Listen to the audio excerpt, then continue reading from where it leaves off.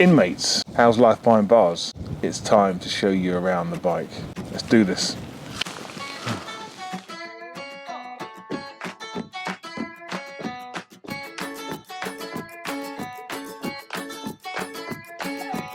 Can't use this because he's on the phone, so back to a good old wrench.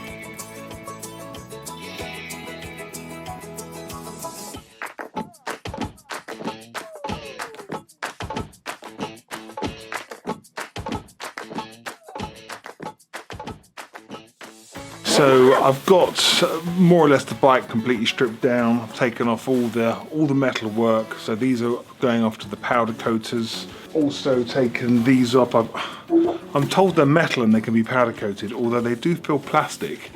I'll find out from the paint shop whether I can powder coat them or paint them, but I have heard that they have been powder coated. Yeah, so we're going to get these done because I don't like this much silver on the bike. I just like little silver accents. I don't like lots of silver on a black bike. That's just my personal preference. All I've got left now, which is sitting on my sofa, are all the black plastic ABS parts. They're going to stay like that, and we're just going to ceramic coat those so they are well and truly protected. They won't discolor over the years. So they'll be also very, very aquaphobic. If that's a word you never heard of before, it's a pretty cool word, eh? Basically, water just can't stay on it. It just comes off with water like a duck's back. I'm going to have the rear tray painted as well. Hey, wait until the end result. So all I've got to do now is get the forks off. During my move, I've lost quite, well, I haven't lost, I just can't find a lot of my tools, so I've had to quickly order on Amazon a 14mm socket to get the front forks off. So that'll be here tomorrow, so I get the front forks off. I don't want all the silver bits. I don't want the silver clamps that are holding the forks on, so I want those to be powder coated as well. And also the fork ends, we can't powder coat those because they're on the forks, so we're just going to make sure that the paint shop do a really good job at painting them the colour that I want them.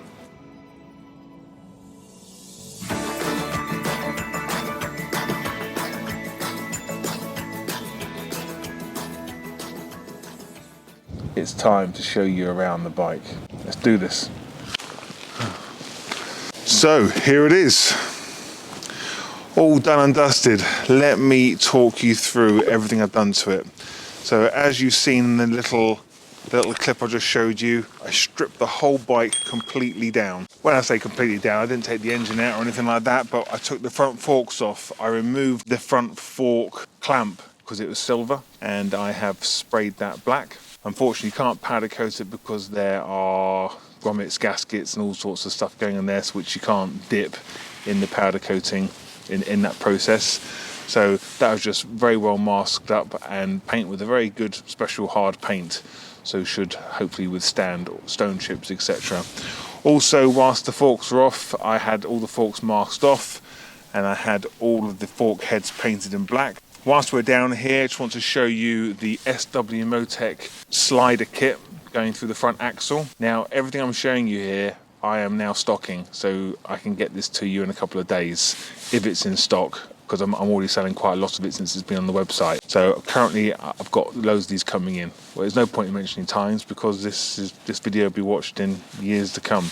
But I do stock these SW Motec, and I'll put all links down below.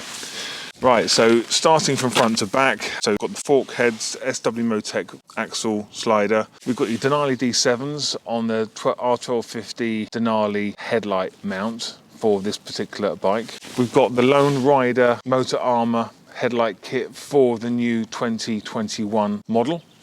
You can see here I've got a K5 camera kit. Now, stop press, just stop there just one moment. you're all thinking, how's he got that camera inside the front grille? I'll come to that in a second, all right? So this is my modified grille, which you can buy from me on the website, where I actually source the BMW OEM grills, and I will drill them, put the grommet in, so it's ready for you to mount your K2 or your K3 or your K5, depending on what you want to fit to your GSA. Fortunately, this won't, well, it will work with a GS, but it's not going to be as nice. So I really wouldn't recommend it. If you've got a GS, just put it underneath the apron that's underneath the light, rather than trying to drill anything or changing the grille. I've changed the screen for a nice short GS Rallye screen. So this is an OEM BMW GS Rallye screen. It's not just the GS screen, it's the GS Rallye screen. Now, people ask me, why do I do this? Two reasons. One reason, I was off-roading once and I was standing up on my pegs, went down a dip, came back up again, and the OEM full-size windscreen got me underneath my neck. That's one reason, and I'm starting to off-road more. The other main reason is because it's clean air. Now, I'm a tool rider. There's a lot of you out there who are also tool riders, and you have to try it to know exactly what I'm talking about. But if you've got a tall windscreen, and no matter how many times you keep building up all those screen extenders, which I've been there, I've done it, I've paid the money for those screen extenders, although you are set behind and you feel shielded from the wind, you still get that buffeting on the side of your helmet, which I can't stand. On long journeys, there's nothing worse than the buffeting. Now, I'm a biker. I don't care if I've got wind hitting me straight on, if it's clean air. If it's buffeting air, it's annoying. You never know what's going to come from the left or the right. When it's clean air, it's great. That's all part of the exhilaration of biking, in my opinion. So taking the short windscreen, you get clean air right at your chest, right at your shoulders, man up, face it. Oh, and the other thing is, it sometimes might make you ride a little bit slower as well, because the force of the air hitting you will give you a reminder of how fast you're riding. So anything above 70, and you kind of like, you feel it because it's hitting your chest, not just your helmet, it's hitting your chest. But if you're used to riding naked bikes or sports bikes in the past, well, we're used to that kind of feeling anyway, aren't we? I had the option 719 kit already put on the bike, so I've got the wing mirrors, I've got the clutch reservoir and the brake reservoir covers included in the 719 kit. I've also got the breastplate included in that, so there's a little bit of silver coming in, so it's not all completely solid black. And I've also decided to keep the silver belly pan. For me, that gives it that kind of, do you remember Airwolf? If you're as old as me or older, you might remember Airwolf, the helicopter with the completely blacked out, but it had a silver beigey belly pan on it. It looked very cool. But however, I do some very nice black belly pans, SW Motec ones, which are on the website. Right, and if we look down here on the top of the fork, you'll see that I have taken the whole ignition assembly off and sent that off and had that resprayed as well. So all masked up, resprayed, put back on. And you'll also notice I've put on 40mm bar risers. Now, a lot of people think bar risers are for short people. I completely disagree. So if you're a short person, you've got a shorter reach, well then you want the bar back risers, which come up and back towards you. I can't stand them, only because I work on a lot of bikes, and when bikes come in with the bar back riser, I can't get to that screw down the front without actually removing the bar. But these are just upright, and the reason I have these, and I'll show you, is because now when I'm riding the bike, I can now stand up on my pegs without having to bend my back slightly. I can stand up fully, and I've got my hands fully around grips, and my legs are nice and straight. So as I'm riding through those villages at slow speed, having a bit of a stretch, it's a lot more comfortable, and I've got a full grip of the bar because it's 40mm nearer to me. So for me, that's a whole comfort thing. Now, the other thing to show you here, in the middle of my handled bar, I think I'm going to leave it there for now, depending whether it conflicts with a tank bag at a later date. I've got the quad lock waterproof wireless charging head, and you can mount your phone in any orientation really, horizontal or vertical. And to the left of that, that is a Skydio 2 beacon remote control. I'd imagine more viewers in America will know what this is, because this is a drone which is only sold to Americans and Canadians, unless you're like me and you find out about these cool things and you pick up the phone, you speak to them, and they tell you, sorry sir, we can't sell you one of these drones because you don't live in America or Canada. They also said to me that you won't even operate if you've got a phone that's not bought in America. I don't know whether that's true or not, but the fact is, the phone that I have, I bought it in America 2 years ago, so I always buy my iPhones in America when I'm over there. It saves so much money. Anyway, that works, and this is the beacon for it. So this is a completely autonomous drone with artificial intelligence chip in it. It's absolutely knocks the DJI drones out of the sky, excuse the pun, but it does. It tracks you completely flawlessly and dodges everything. It's supposed to be completely an uncrashable drone.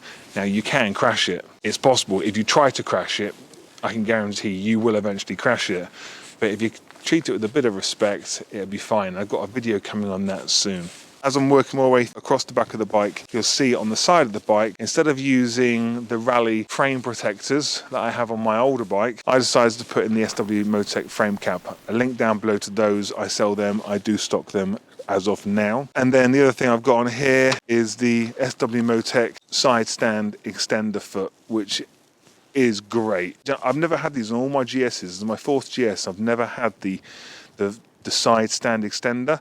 I didn't think it was necessary, but it just adds that bit of quality, and it just feels so good. It just feels so much better. And obviously when I do park it somewhere and the ground's a little bit soft, it's obviously going to be standing on a much better surface, isn't it?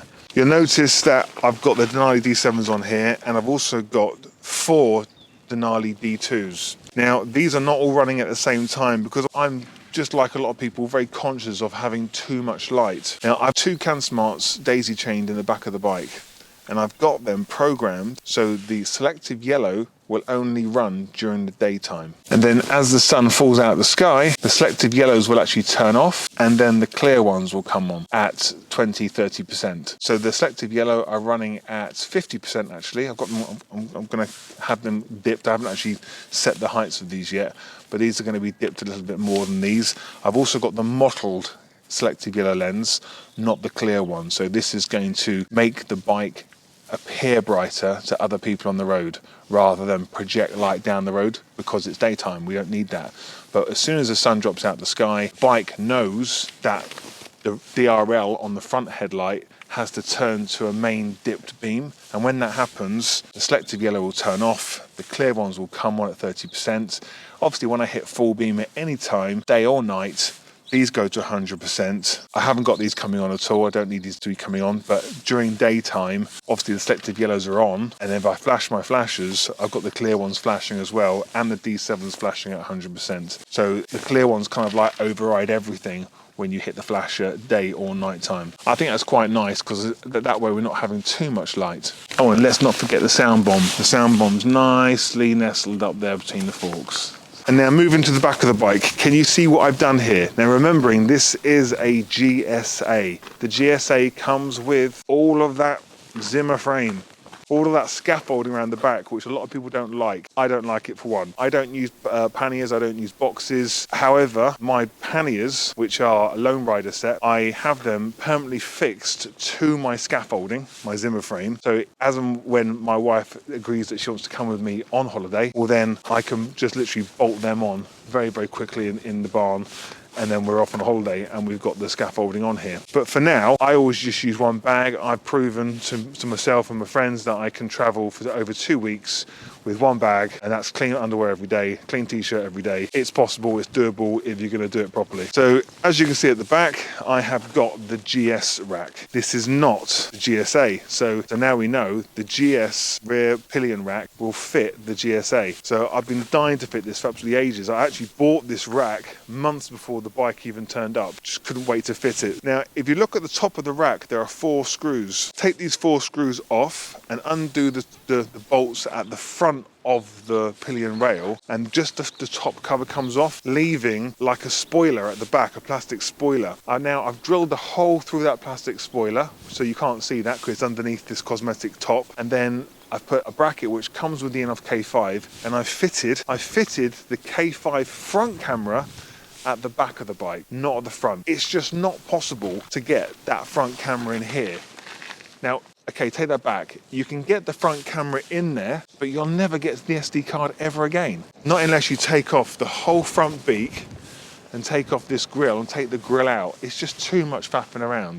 to make this look really OEM and inconspicuous, this is the way we do it. And I think you'll agree, first of all, the 1080p camera on the K5 is much clearer. I think what they've done, although it's a 1080p on the K2, it's a 1080p on the rear camera for the K5, they've upgraded the sensor, I think, on the 1080p camera for the K5, so it's a much clearer picture anyway. Now, I'm not too bothered. Now, I'm happy with the K2. I think it's a bloody fantastic dash camera. Do we need the K5? No. But I want it because of the audio side of things and also the download speeds. So they're the main pros for me. It's the download speed, because it's twice as fast than the K2, so over the Wi-Fi and the phone. And I want the audio because I can't wait to get out there and actually show you what the audio is like, which I'll show you in another video, which is just on the K5. This video is just showing you my bike. So I can't wait to hear what it sounds like. We're turning left here. I still don't know the area very well. Oh, those indicators, those side emblem indicators look amazing. You can't see them, but I can. Look great. So what I've done is I have fitted the camera nice and neat under there. I think it looks very inconspicuous. I don't think the eye is drawn to the fact that there's a camera at the back of the bike. I think I've done a very neat job mounting it upside down and then flipping the image in the app. All of the wires that come back off the K5, I've hidden them inside the braided sleeving and then laid them nice and flat so the rear seat sits perfectly on top. I think you have to agree that is very, very smart. Now, the exhaust will be changed, and the only reason I'm changing the exhaust is because I do now have an account with Akrapovic. So I'm happy with the rear box. I don't care about that being black. I think it's taking it a little bit too far by having a black M can. I actually have a black M can in the barn, which was off my old 2018, which I put the OEM silencer back on there because I wasn't too sure if I was going to sell the bike or not, but I'm actually keeping it for a little while. So I'm going to keep this back box silencer on the back, and then I'm going to fit a titanium header on the front. Down here you'll see a little, what do they call them, super seal plugs. Now what's attached to this is an SW Motec tank bag power adapter. So I will be fitting the SW Motec Evo ring on top of the fuel cap, which will be constantly wired up to this. So when you put the tank bag on, you've got power inside your tank bag. So for now, that's just sitting there like that. I'll put a little blanking cover on there whilst I haven't got the Evo ring fitted. It took a long time to decide what we were going to do with the paintwork. So as you can see straight away, I've had all of the crash bars powder coated black, like a satin black. I've taken off the OEM spots because I personally don't like them. For me, it's all about shaping the bike, shaping the pattern of lights, and I like what I've got here. And I just don't like the OEM lights on there at the same time. It doesn't cause any errors on your dash by taking them off. You just wrap up the cable and tie it up inside the bike. So what I've done here with the paintwork, because this all looks pretty standard on the side, doesn't it? What I've done is I've actually lacquered in the badges, so you can't peel off the stickers at all. You could, I suppose, if you really tried. If you look very, very closely around the front here, and also continuing through over the top of the tank, I've had 3 matte stripes put in, which are the same pattern as the triple black stripes they use on the original tank, but it's black on black. But we've used matte and put it on gloss, but then we've lacquered on top, which I know gives it a whole gloss effect, but you can just about work out the difference, which makes it extremely understated and subtle. I love it. And then because I've had the side of the tank painted a satin black, and then we've got the matte black sticker, and then satin lacquer on top of that, you can just work out the subtle change in colour on the side of the tank, which I think looks really, really good. Now getting on to the BMW emblems. This is a kit that I'm hoping to be selling on the website. I'm speaking to a company at the moment over in Holland. Good friends of mine, done a bit of business together already, and we're just negotiating the final price on me buying a big job lot of these in so I can supply these to you. Now, you're probably no stranger to seeing these emblems and you're thinking, well, how do they wire in? Now, I've actually wired these into the CanSmart. I haven't gone direct into the bike.